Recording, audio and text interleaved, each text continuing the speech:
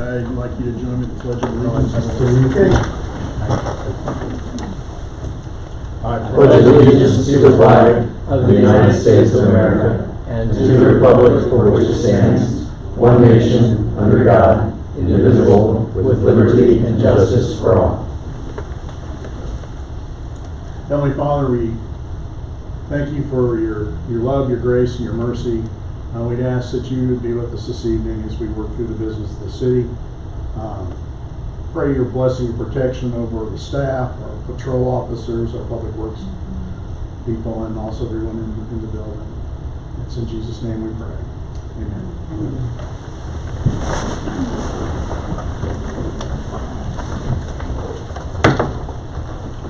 Okay, I'll make a motion to approve tonight's agenda. Do I have a second? Second. Naomi seconds. All those in favor say aye. Aye. Aye. Motion carries 4-0. Citizen comments. As you can plainly read on the board there, 3 minutes to visit, and we'll listen and sign in, and let's open citizen comments. So looks like you're ready, so go ahead. Yes, guys, Cody Carlisle, 217 Cedar, here in Goddard. What brings me in front of you guys is the alley that runs between Cedar and Main Street, First and Second. Sure like to see everything get graded if you guys could. The alley sure is getting a lot of potholes, there's a lot of chuckles, a lot of divots, whatever you want to call them in it. That thing, I don't think it's on any kind of set schedule. If it would, I'd like to see it on some kind of set schedule that graded every once in a while. There is a business on that alley that uses it quite frequently. Now that First Street is closed due to the road construction, that alley gets used even more to that business. Not trying to single the business out, not trying to do it. My other thing of it is when you guys go down and grade it, go down to 95 forward backwards, put some fill in the hole, pack it down. Well, that ain't really great. That's just building the alley up. Which eventually that's just going to start flooding out the neighbors that have properties on that. Which, okay, you're going to start flooding the neighbors out. Is the city going to raise all the buildings on that property? Pay to have that done? Yeah, that's an expense. I don't see them wanting to take that on. But can we get that properly graded, fixed, and done on a regular basis? I'll let you guys discuss it. I'll need an answer right now. No, that's fine. We'll take it under advisement. Appreciate you bringing it to our attention. Thank you, guys. You bet. Thank you. You surely don't want to cause any flooding and all that kind of thing, doing anything. Anyone else this afternoon, this evening?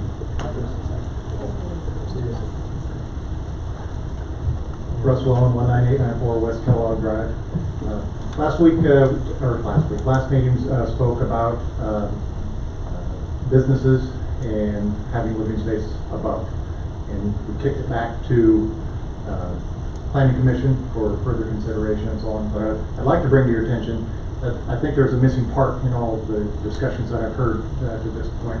Me, as an investor, I'm already doing this exact same thing. I have common sense, I think you do too. What I want you to do is to take the impediments away from investing in a project such as this. It takes a lot of money to do something such as that type of project where you have business and living space above. I think if there isn't enough parking, we can debate that all day long. I think there's room to make parking, and it doesn't have to be on premise. It can be elsewhere. I think there's more than enough parking in the downtown area, and if we want downtown area to be developed, I need impediments removed, and I need for council and planning commission to be thinking in the mindset of being transformative.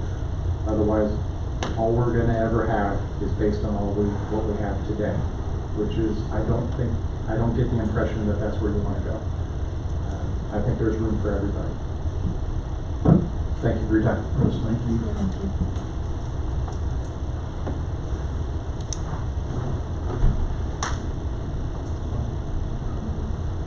Anyone else? If not, we'll go ahead and close citizen comments. and move on to our ex parte statement. This time I'd like to give council members a chance to declare any conflicts of communication that they may have had that impact their ability to consider any items on tonight's agenda. No for me too, so that being done, I don't believe we don't have any appointments, proclamations. We're gonna go ahead and go down and approve the consent agenda, and tonight, each one of these items has a ordinance in it. We're gonna go ahead and do a roll call vote on the consent agenda. So first we need a motion to waive the reading of the ordinance. I make a motion to waive the reading of the ordinance. Ordinances. Ordinances, okay. We have a motion by Krista, Second. Naomi seconds. All those in favor say aye. Aye. And now I'll entertain a motion to approve the consent agenda. Need a motion for that, Brent? I'll make a motion to approve the consent agenda. I second. It's been moved and seconded. Roll call. Councilmember Hall. Yes. Councilmember Leonard. Yes. Mayor Lee. Yes. Councilmember Curley. Yes. Okay, motion carries 4-0. No unfinished business. This is down to I. New business. Here. Get caught up. On council, Kevin Cowan. Good evening, sir. Good evening. So, you do this about every year, but it's a lot, so we wanted to take some time with it. This is the first phase in assessment proceedings for projects that were financed with temporary notes. In some cases, a little less than 3 years ago, in some cases 3 years ago. And those projects are, those improvements are Arbor Creek Edition and Second Edition, Big Arb Edition, and Goddard Trails End Edition, Second Edition, Phase 1. So, process is you issue temporary notes in late 22, early 23. Projects are complete, and you have temporary note maturities coming up later this year, so it's time to go through assessment proceedings, which will lead to final assessment rolls and authorization to issue bonds to pay off those temporary notes. So, by statute, the governing body has to approve the final cost of each improvement. Your attached documents include those final costs, and that is a process with the city. The finance CFO circulated final cost information, got sign off from project developers, shared that information with your financial advisor, who takes that and adds finance costs, things still to come in sizing of the bond issue. That becomes the final cost of each project. And that cost is then run through the process that's in the original petitions and resolutions for spreading the assessment. So if you had 50 lots to be assessed on a project, 1/50th each lot equally per lot, and the project cost is $50,000, the final cost that you approve, that means the assessment on the lot's going to be $1,000. So that's the simple math. It wasn't that simple on all of these. There are a number of those, but that's the work behind this. What are the final costs? And there are double checks that we do to make sure these are the costs that are appearing, and if we total them up, that's what the assessment should be.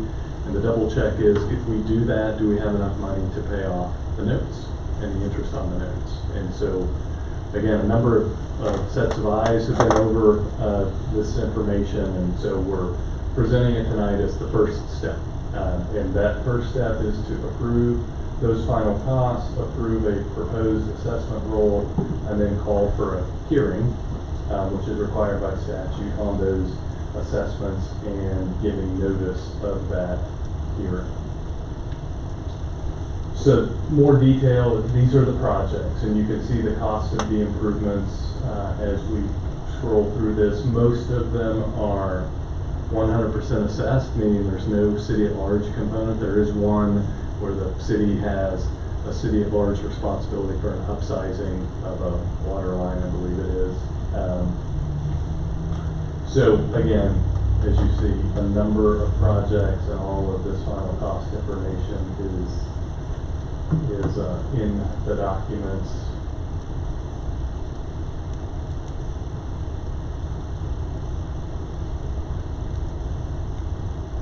So, 15 projects, and I'll mention it one more time. This is approving those final costs in accordance with the statute, approving the proposed assessment roll based on not only those final costs, but then the original documents and how do we split up those amounts on each of the lots, and then setting a hearing date. The hearing date would be your first meeting in September, and gives us a little bit of time to publish and mail the notices. There are going to be a lot of notices to be mailed. I prepared all the documents as referenced. City staff, CFO was involved heavily in assembling the final cost information. Financial advisor Brett Shogren with Steeple then took that information, turned it into the final cost with bond costs added, and then the proposed assessment rolls. And I then took that information and dropped it into the assessment documents that you have in your packet. So, in terms of actions, it's not a resolution, it's just a single action, motion, vote, second, and with that single motion, second, vote, you'll approve the final costs on those projects, the proposed assessment rolls, the notice of hearing, the form of notice of public hearing and statement of costs proposed to be assessed, which is what gets mailed. You'll establish September 2nd at 7 p.m. or soon thereafter as you open the hearing to meet for the purpose of hearing any and all written or oral objections. Direct the city clerk to publish notice, and consultants will help the city clerk make sure that happens, and direct the city clerk to mail. Again, your consultants will assist with that, and then all of these documents will be on file of record. And just a little bit of foreshadowing, again, 15 projects, lots of lots, literally hundreds of lots involved. Sometimes a lot of people will show up for hearings, sometimes not. But the purpose of the hearing is not to rehash, should this have been, this project been undertaken this way or that way. It really is just, have we calculated the assessments correctly in accordance with the original documents? And so we think we have, but occasionally somebody will make a point about something and maybe you have to make an adjustment, but it's pretty rare. So that is it. And again, it's a lot of information. It's the first step. You'll have the hearing. After the hearing, you can approve the final assessment roll by ordinance. Property owners will get another notice of the final assessment. They'll be advised there's a period of time during which they can prepay the assessment. If they prepay it, it won't be part of the bond issue. You won't collect interest on it over time. The prepayments will also be used by Brett, your financial advisor, to determine what's our final bond size, because if you have that cash, it will reduce the size of the bond. The other thing I'll mention, and you may have noticed in your documents, maybe not, there are a number, as you've dealt with in the past, a number of lots that have been split. And the city now has a policy that we established when we went through it the first time, that when you have that lot split, it's not a replat, it's creating two separate tax parcels, that the approach is, that's going to be 50-50. The other option would be doing it on a square footage basis, and you get close to the same result. It's rarely 50-50. You'll have 50.2% and 49.8%. I think the intention is we want the neighbors to be paying the same special assessment, even if somebody has 10 more square feet in their lot or something like that. So if you notice that, we've tried to address all of those lot splits that we could, that we know about to date. And so if it is sold and you have separate owners on each side of the lot, the separate owners will get notice, separate notice of that information. So, just up there. So You did all verbatim? No, you just made the motion for the I-1 recommendations and actions. Okay. I think we can make that work, since it's not a roll call situation. Go Make a ahead. motion for the I-1 recommendations and actions. Second. Oh, Brett seconded. Brent seconds, Naomi made the motion. Just one quick comment. This is a culmination of really, I think, since the three of us being the newbies up here, of things that have happened before we went on the council. And it does take time to go from the development phase, the temporary notes being issued, all the development of the building. So, and with all these different developments, you get Big Arm trails in,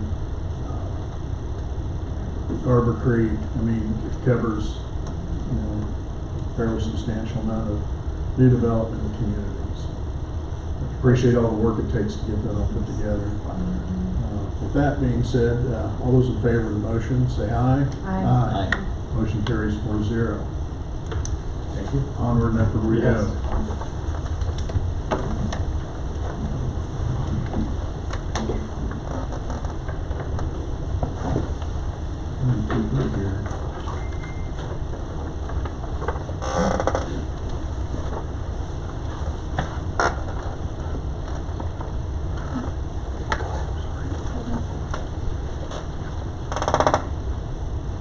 Next item is, where are we here? I-2.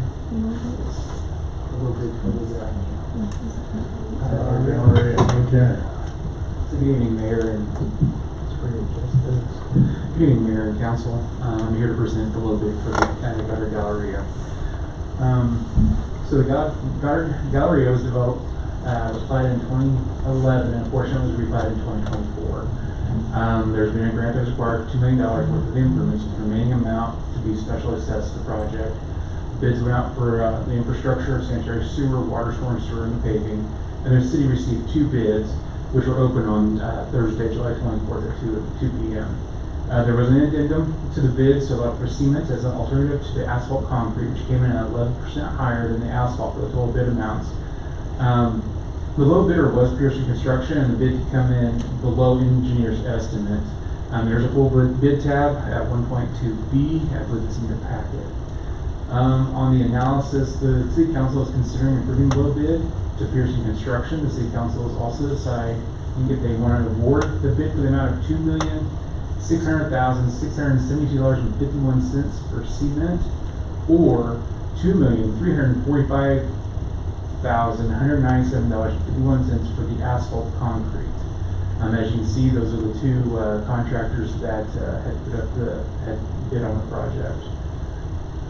So, as the expenditures related to the construction report in Special Project Fund 95 until the permanent financing is finalized, there's no legal action to prove as to form, so there's really no legal action to this.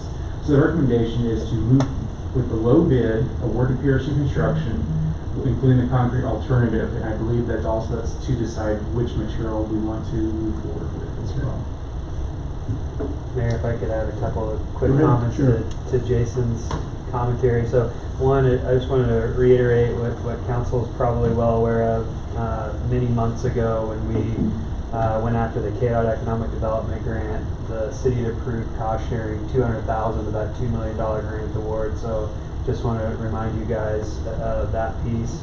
And then if you look at the bid tab, I think we're about $700,000 under the engineer's estimate on the low bid, which is always a great feeling. It doesn't always happen that way, so we're pretty happy with that.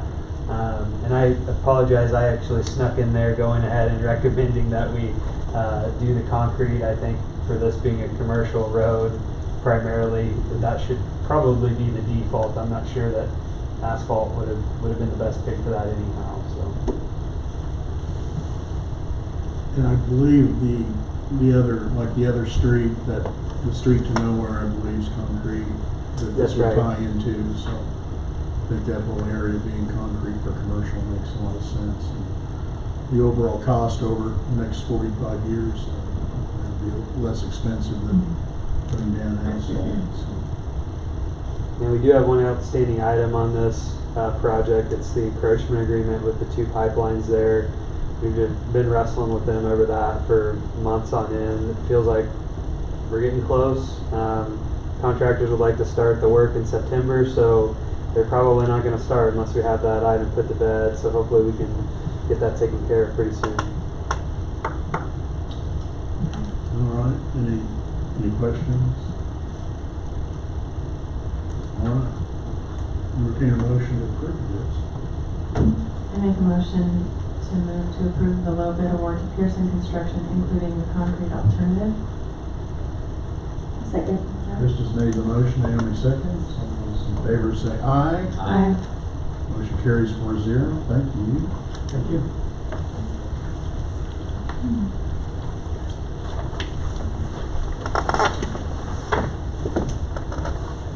Transient guest tax. City Administrator, welcome to the show. Do we have a stool, or do I need to lower this?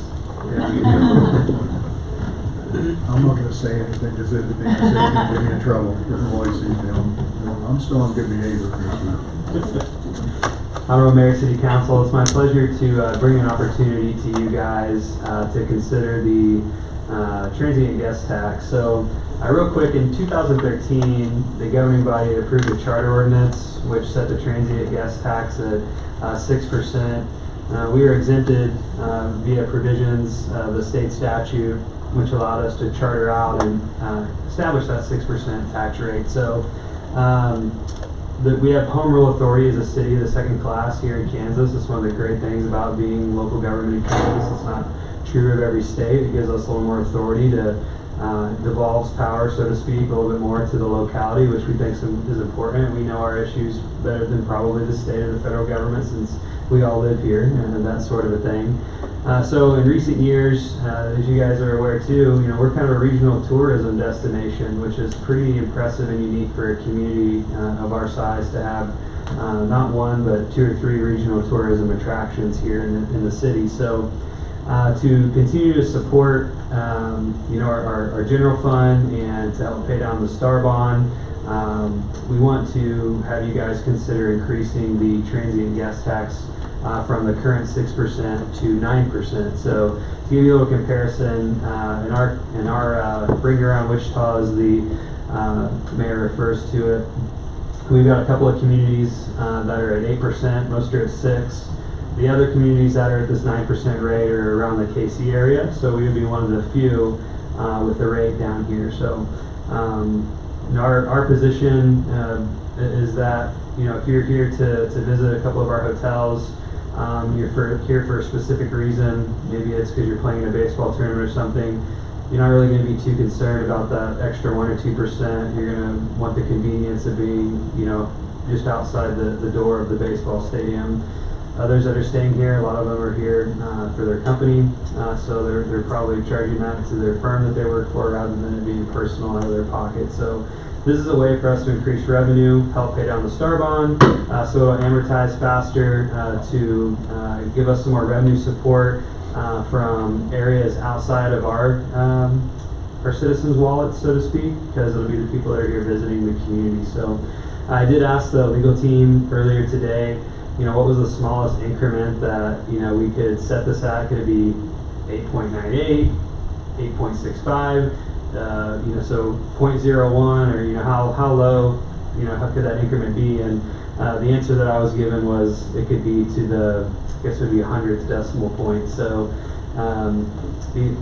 take that into consideration as well if you feel like 9% is too high and you want to do a number lesser than that. So this will affect the hotel industry as well as the Airbnbs, the VRBOs, etc. So there's a charter ordinance attached. We don't do many charter ordinances, so just to kind of remind you guys, when you approve a charter ordinance, it is subject to a protest petition period per the state statute. So after 61 days, I believe it has to publish twice, and then it becomes law if there's no valid protest petition that's filed.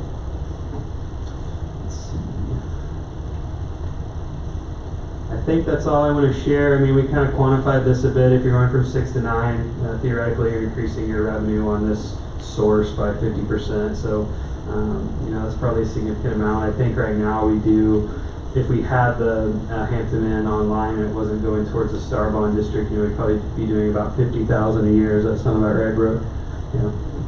So add 50% to that, and that's what we could anticipate with this increase, assuming that we don't see any changes to the trend of hotel stays in the community. So I'd be glad to take any questions. Unfortunately, our legal team couldn't be with us this evening, but they did say if we wanted a question that staff couldn't handle, we could phone them in. Phone a friend if you ever saw Who Wants to Be a Millionaire. Phone an attorney, I don't know if it's a friend or not. In deference to my friends that are attorneys. I mean, really, but the increase brings us up, that almost, revenue-wise, is almost a mil, 50 to 75, so. I thought about that today a bit. Any questions or comments on that?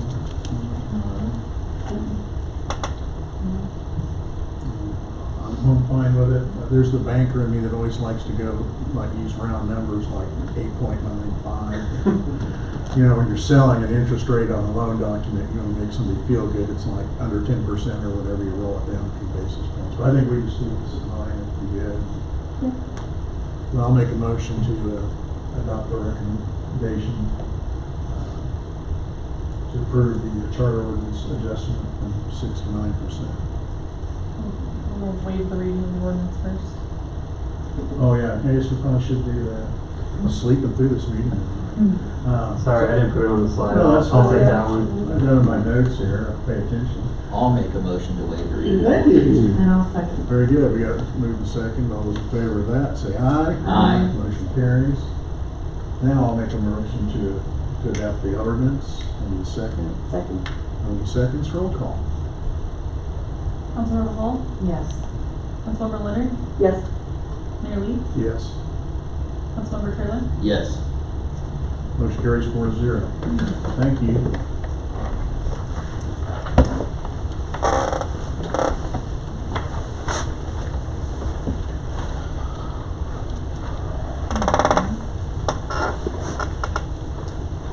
Did that twice in the same inning. I do, it's like deja vu. Here you go all over again. Okay, so I'm going to you tonight to request the approval of a lease for a skid steer and mini X and the purchase of a trailer to haul, mainly to haul the mini X, but it will haul the skid steer and plus other things that we need. But so the city of Goddard, we've been initiated a bunch of in-house projects that we're needing more equipment. The equipment that we currently have, we're renting the mini X, and we have a skid steer that I wouldn't say it's quite in dire need, but it's definitely seen better days and will be better used inside the yard to load salt and such. It's definitely needs to not be out in the field as much.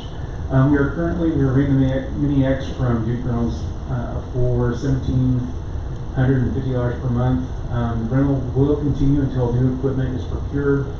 Our current skid steer, like I said, is not quite in dire need, but has seen better days, and it really shouldn't be on the job site. We contacted two vendors.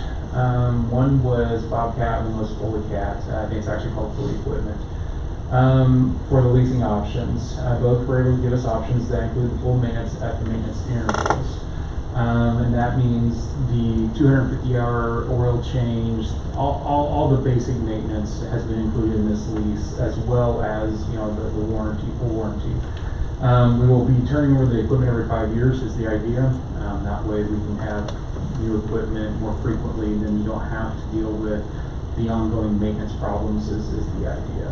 As you can see, the lease agreements are as follows: $7,102.25 for a 250/05 skid steer, $7,096.41 for the 304/07 mini excavator annually, again with full warranty and service. For White Star, which is the Bobcat vendor, it was $7,250 annually for both pieces of equipment individually, with full warranty and service. So with the leasing of these equipment, we are going to need to purchase a trailer, like I said, to move the equipment from the yard to the job site. I've reached out to multiple vendors on that. I got lots of different quotes back, but only 3 gave me what I was looking for. And as you can see, White Star really kind of gave us one of the ramps. I wanted a tilt trailer because that's just one less thing to have to deal with ramps. And as you can see, Sunflower Trailer Sales by far is the cheapest. The only problem is it will be a 10 to 12 week lead time, but we have the logistics of that figured out as well. So the recommendation is that the City Council approve the lease of full equipment for the excavator and for the skid steer, and approve the purchase of a 16-foot tilt trailer from Sunflower Trailer Sales. Any questions? Yes, any questions? Make a recommendation to approve the lease of the Foley equipment for the lease of a 304 excavator and the 250 skid steer, as well as approve the purchase of the 16-foot tilt trailer from Sunflower Trailer Sales. Naomi's made the motion, do I have a second? A second. Krista seconds. All those in favor say aye. Aye. Motion carries 4-0. Thank you. Thank you. Batting 1,000 tonight. City Administrator's report. We're on pace to setting a record in a short meeting. No pressure. Honorable Mayor, City Council, real quick, to my chagrin, my colleague, Deputy City Administrator Ryan Schrack, had found a typo here. I want to make sure it's duly noted that the council meeting on Monday, August 18th is at 7 p.m., not noon. That's our regular Monday meeting, the third Monday of the month. It's a 7 p.m. meeting. So happy to give you the rest of this report, updating operations, future agenda items, etc. Hopefully the rest will be more accurate here. We got a couple of fun community events coming up that I'm really excited to share with you guys. Hopefully you know that National Night Out is this Friday. I haven't looked at the radar. I hope that's going to be nice and cool like it has been. So fingers crossed that we'll have good weather for that event. I know that Danny and Chief Beagley and a couple of other officers and several other community volunteers and civic groups have worked really hard to plan that fun event. So we're really excited to get the first responder communities together to celebrate that here at Linear Park from 6 to 8 p.m. this Friday, August 8th. Hopefully you guys have been seeing the incredible videography that's been coming out on our Facebook page. We've been paying homage to Bob Ross. We got Chief out there. I won't make a reference for him on his videos. And then I think there was another good one that's eluding me right now, but keep an eye out for those videos. They're really good stuff. So we also have the 2026 Budget Community Engagement event. That's going to be Wednesday, August 13th, 7 to 8 p.m. It's going to be at the Goddard Community Center. Short budget presentation, an interactive survey, and opportunities to connect with decision makers and our citizens. We will have some snacks, no RSVP needed. Help us shape tomorrow's projects with today's budget. What was that game called? Cahoots? If you played Cahoots or you don't know it, go look that up. We're going to be doing some of that. So we wanted to make it a little more of an interactive experience. That way, we can kind of spur some of that engagement for the budget. So that way, we can have a good time while we are making important decisions for the community and engaging with our citizens. So 2025 road work, I should say. First Street, they are progressing. I see they got a lot of curb and gutter down last week. They still got a little bit more to go for that this week, and then I think we may start seeing some asphalt next week, which is the week of the 11th. Tina's out there with the inspection, keeping us up to date on what's going on. And just to remind you, as soon as they get done there, they will jump over to 3rd and Walnut and start working their way east. So the monument sign project, we got approval from the state. Ryan's going to be framing that up in his office, and then you'll see a monument sign that will start to take shape. They're supposed to start footings last week. I think we're now, is it this week or next week? Thursday. So you'll start seeing them putting the footings in on Thursday, and then the following week the sign's supposed to go up. So it's going to look really different there pretty soon. I'm super excited to see that project. It's been a long time in the making. Kudos to Ryan for the perseverance, and they're kind of working through the bureaucracy there. Salt storage facility, that one got bumped to August 16th. Public Works facility project, we were hoping to have a contract to you tonight, but there's been some positive dialogue between our legal counsel and the folks at Hutton, just some different provisions that we had requested that they're taking some time to work through. Nothing monumental, just a few P's and Q's, so to speak. I hope to have that to you guys at the next council meeting, Monday the 18th at 7 p.m. Harlan is starting some field surveying for the water line and 2026 street projects. I'm hoping that by the end of the year we're starting the water looping projects, because we want to get in and do the ones where the 2026 roadways are going to be. We want to get in and do those water lines first. That way we can get the contractor can get those out of the road before the street contractor comes in behind. There's a couple of contractors out there, maybe only one or two, that can do water lines and streets. So it's possible we have one firm that does it all, which then working on timing gets a lot easier and more flexible. McGrath Human Resources Consulting, they'll be back here on August 26th to start working with our team on the performance evaluation process of their scope of work. The 3rd Street Water Main Project, those crews have really been humming along. They're doing some more crossings this week, and then they're going to start working their way east. So the next big chunk of that project is going to be tackling the crossings on 3rd east of Main Street, and then getting the new pipe in that'll run east to west, and the right of way there on 3rd from Main to 199th. So they got 1,000 feet of pipe in the ground over the last few months. So we're super happy with the team and their progress on that. North Park, we've got another meeting this Thursday. I would expect maybe I'm coming to council with requests to bid out some, perhaps some mass grading or something of that effect sometime in late September. Hopefully we'll have a shovel in the ground in October. You guys will of course be a part of the finalizing the costs on that, and there'll be 2 or 3 different bid packages that go out as a part of that work. SCADA system, those guys continue to meet, they continue to make progress there. We did have a recent change order that staff authorized, and it was to add some SCADA apparatus at the new pump station with the rural water district. So minimal cost, I believe, is within our approved contingency with the original governing body decision on that project. Hawkins Lane, they're like this close to 20% design, so we should be on schedule to start construction over there in October. Goddard Galleria, gave you the update on that.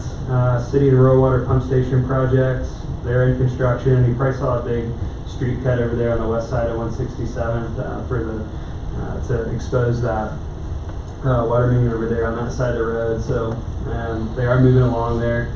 The reserves at Meadows 25. So we're going to find out this Friday if KHRC selects that project. We're feeling pretty good about it. 97 out of 100 is a really, really good score. And one of the main reasons for that is because of the skin of the game that our community has with the incentives that we offer to get that project. And we're excited. 40 of those 60 units are for those with low incomes, which I think is important. I was looking through our housing study again today, and 93% of the people who work here don't live here, which is a crazy huge number. So this is really going to help shore that gap. The other 20 units will be market rate. So all the amenities in this complex are going to be Class A amenities, even though it's a low-income housing 2/3 project. It's going to have restaurants in the main level, professional office spaces. I mean, it is really a home run as far as a mixed-use project is concerned. And hopefully it's a domino to help attract some more adjacent development in that corridor of our community. So help pray with us for God's will be done on that one. And if you hear some shouting coming from City Hall, you'll know that that's because we were awarded from the state. So a few upcoming agenda items here. We're going to be wrapping up the budget season in September. We've got a couple of requests for public works, specifically at the wastewater treatment plant. We got some more petitions coming. And then we'll have the senior center here to give us a quarterly update. Any questions from the dais about any of the things going on with your city operations? If you want some fireworks, I might know somebody that has some bottle rockets available. Thank you. All right, thank you. Anything else? You're good? All right. Governing body comments. Kristen.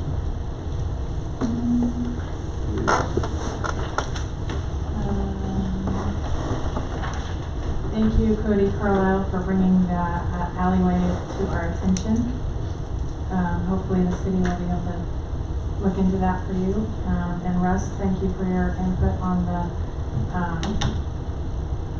impediments for businesses.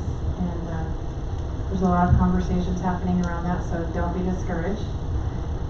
Looking forward to seeing everyone at National AF on Friday. So, okay. Awesome. Yeah, I just want to say thanks, Russ, for bringing that to our attention. I want you to know that this is something that's I've been spending a lot of time researching and searching my soul.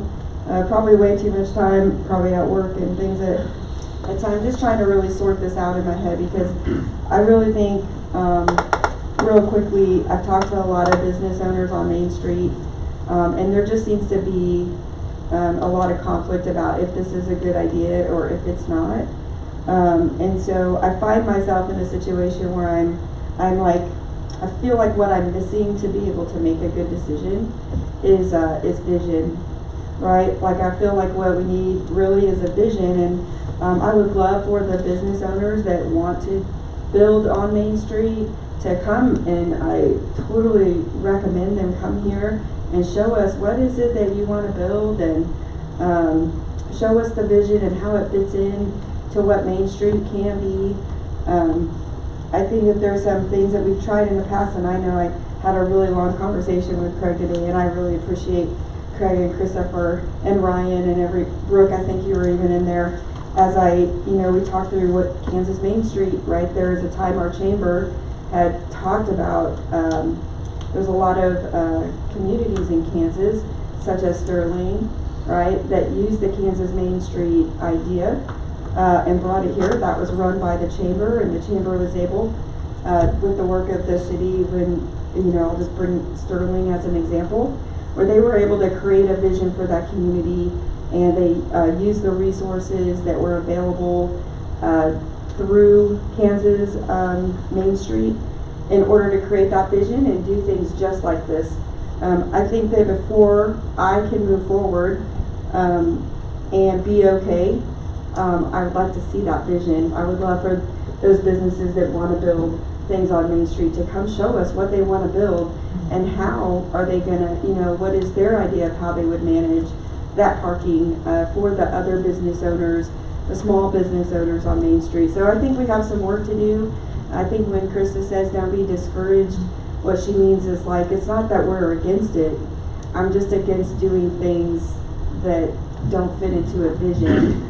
And so I think that we, as a community, and especially the business owners that want to be business owners on Main Street, have some work to do. And I want to see what that looks like before we make decisions on it. I just don't want to put the cart before the horse. And so I love that you're thinking about it. I promise you I'm thinking about it too. Probably way too much. So with that was probably way longer than I needed to go. I'm a rambler. Sorry. So, that's where I'm at with it. Anything else? That's it. That's it. Good friend. I think I really like that video that Craig sent us. It was a good video. YouTube video. Here's what I'm thinking. That was a good video. Yeah. So, yeah, anyway, that's about it. That's it. Mhm. I would just like to make a quick comment and thank our public works staff. Putting down 1,000 feet of water line in Maine when they've never done 1,000 feet of water line in Maine is really, I think they have a lot to be proud for what they've been able to do. I had a chance to visit with George just in passing on my way to the post office, and rightfully so. He was really pleased with what they've been able to do and what they've learned through the process. And but I just want to be sure that if you extend our thanks and for their hard work, and for everybody else then, because if those 3 or 4 each day are doing that, that means everything else has to get done by everybody else, so everybody has to step up and pull together. So And these new tractors, it's gonna go twice as fast. I'm sure, as long as they don't let you or I mess with them and break them. So the other thing I would mention briefly, the the van challenge, I think we've raised about $2,400. There's 15 people that have contributed. We're gonna kind of try to extend that here through the month of August and see if we can get another 15 or 20 people to contribute. So if you'd like to go online or bring in your pennies, we'll take them. So with that, I want to thank the staff for, we're already into August, the budget work getting done, this list of things. I just think in the next 3 or 4 months, there's going to be a lot of concrete and streets paved, and hopefully by Thanksgiving, everything will be back to whatever normal is in terms of the streets until the next round starts again in 2026. So I believe that's all we have this evening. We have no executive sessions. I will make a motion to adjourn. Do I have a second? Krista seconds. All those in favor say aye. Aye. Meeting adjourned. Thank you all.